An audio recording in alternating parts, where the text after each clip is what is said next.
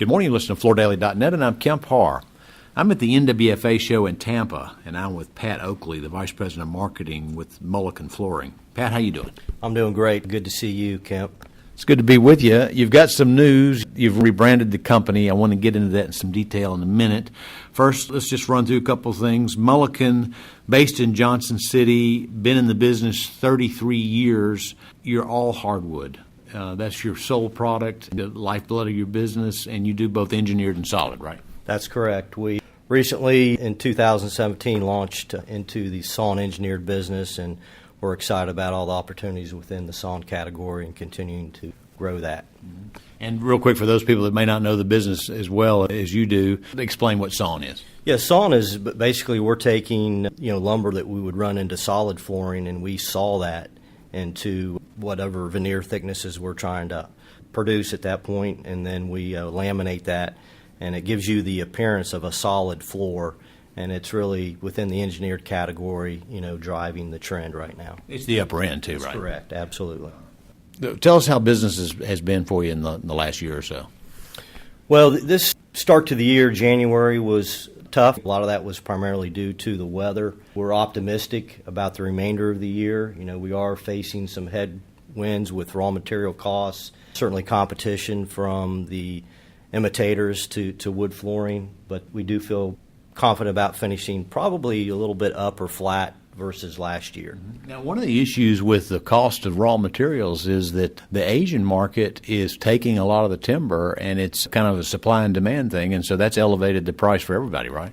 Yeah, that's a real challenge for us as we're trying to source more lumber and facing competition from the Chinese coming over and purchasing the logs and shipping the logs back to China. Well, let's talk about this rebranding. It's a gorgeous new logo, and I should point out, you've been the Vice President of Marketing in this role for about a year now, right? That's correct. Tell us about this process of rebranding the company. So it's been 33 years since we've made any major change to our look and our logo. We thought the time was right as we're launching into the development of our website this year, and then refocusing on the new message and making that message that's on our website, the image of the new logo, really trying to go after the real authentic hardwood story, the sustainability that we're committed to, and then made in the USA, and then have that message consistent between our website and then when you go into the retail environment, that message is communicated the same way. So Mullican Flooring up to this point was a cursive M. That was your symbol. And I guess that looked a little bit dated. And this has got, looking at this, it has a lot of energy. Obviously, this is a radio interview. You can't see it. But there's a couple of messages you get from it. One of the symbols you see here is a tree. And another one is the Appalachian Mountain Range. So talk about that. Yeah, the Appalachian Mountain Range, references our birthplace in the mountains of West Virginia. And then the image of the tree is to send the signal that we honor that in terms of it's our most important and valuable resource as a company. Tell us a little bit, as part of this process, what the promise is behind the Mullican brand. The promise is that we stay true to our category as a hardwood producer, made in the USA, authentic real hardwood, sustainability. Those are the important things, the important values that we hold dear to our company, and we also know we have to be innovative. We have to kind of think out of the box and challenge ourselves to keep pushing the industry forward, but also remembering our past and our heritage and what made us successful from the beginning. I should also point out that from a market share perspective, Mullican is one of the top 5 producers of hardwood in the U.S., and we're getting ready to do our annual report, and we run some of those numbers. So you're one of the bigger players in the business, focused only in this business. The more quick second on the history, Mullican was a family name, right?